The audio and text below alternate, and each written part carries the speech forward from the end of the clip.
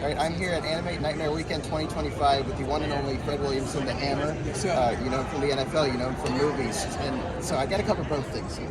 But first off, as a sports guy myself, I host a sports radio show, I do a sports podcast. So the first thing I have to ask is, how did you find your way to the NFL in the 60s? And my biggest thing is, how different was the game back then? Well, first of all, I realized that football, career in football is a short time. If you get hurt, if you make it off the field, it's over. You know, your life is over as a football player. So I wanted to get out and get into another profession before I got carried off the field. You know? Right. So, but my off season, I was an architect. So I graduated from Northwestern with an engineering degree. So I was an architect during off season.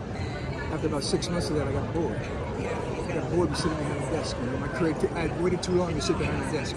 So I started looking for something else to do. And I saw on television Dan Hill had a show called Jude. And the guest star role this week was a new boyfriend.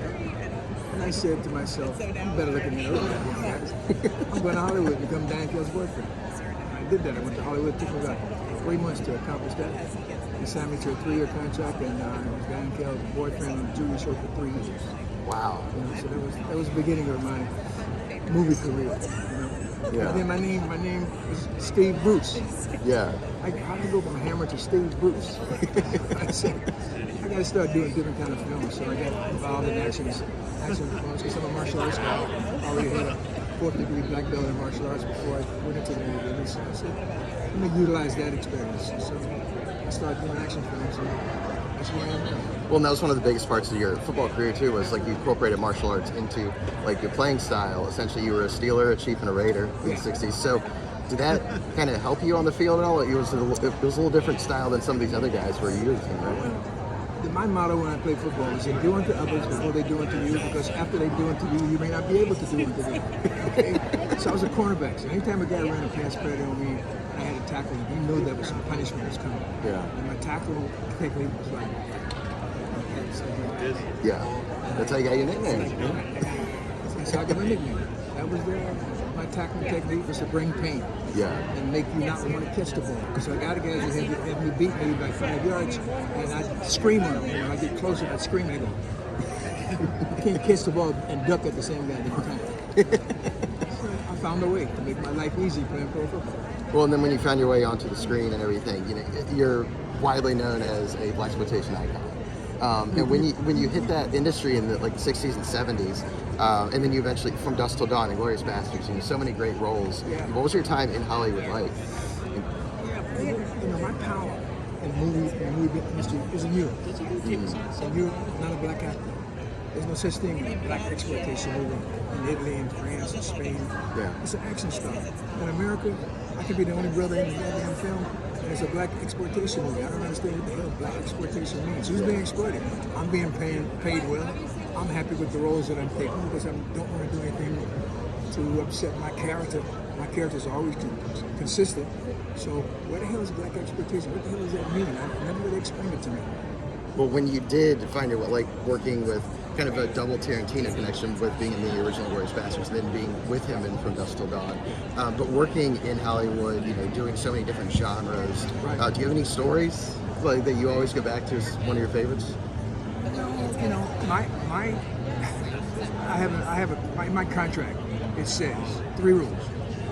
You can't kill me in a movie. I got to win all my fights. And I get the girl at the end of the movie if I want her. Yeah. Now that's their out. I know they don't want me to have the girl in the movie. That's okay. 2 out of 3 I settle for.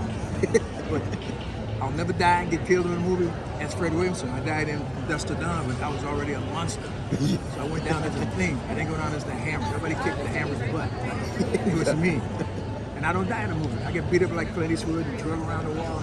Pretty soon, I arrive and get up and go kill everybody who beat the shit out of me before. Eastwood does it. John Wayne did it.